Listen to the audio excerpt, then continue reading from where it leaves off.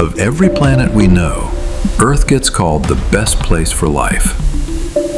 Is that actually true? Not necessarily.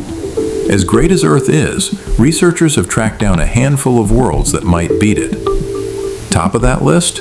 Koi, 5715.01. Now, most planets on a superhabitable list aren't ones you'll be visiting anytime soon.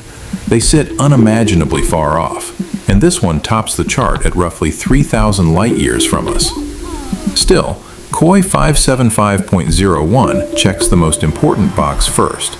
It orbits inside its star's Goldilocks zone, the sweet spot where it's neither too hot nor too cold for liquid water to survive on the surface.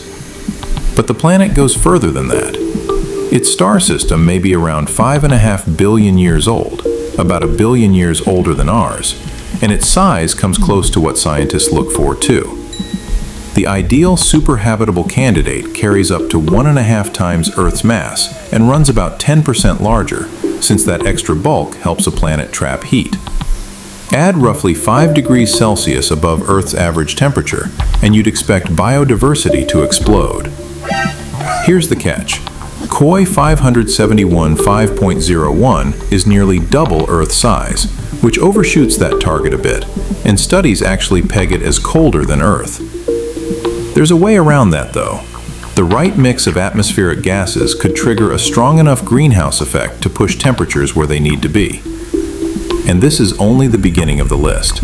About 2,700 light-years out is Kepler-69c, a super-Earth that could be nearly 7 billion years old, landing right in the 5 to 8 billion year window scientists consider ideal for superhabitable worlds. Why that range?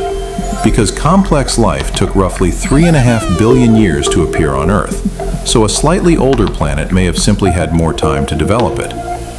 The downside here is size.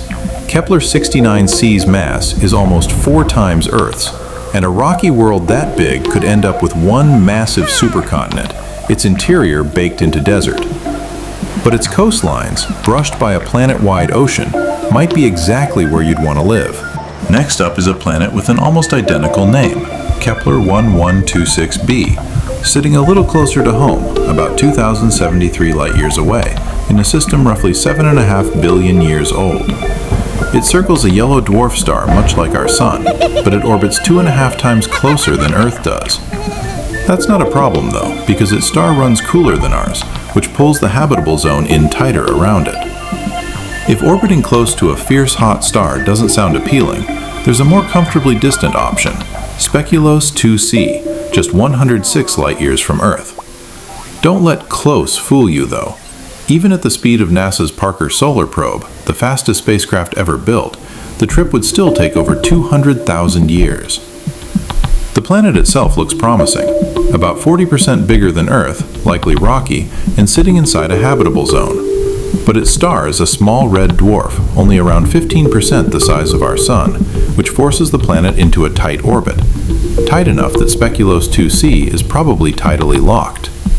One full spin on its axis and one full trip around its star both take just 8.5 days, meaning one hemisphere bakes in endless daylight, while the other stays locked in permanent night. Life's best shot there would be the Terminator Zone, the narrow twilight strip between the two extremes, though we'll need a closer look to know for sure. With every one of these candidates sitting so far from home though, wouldn't it be something if the planets right here in our own solar system turned out to be a little more habitable? That's a story for another What If.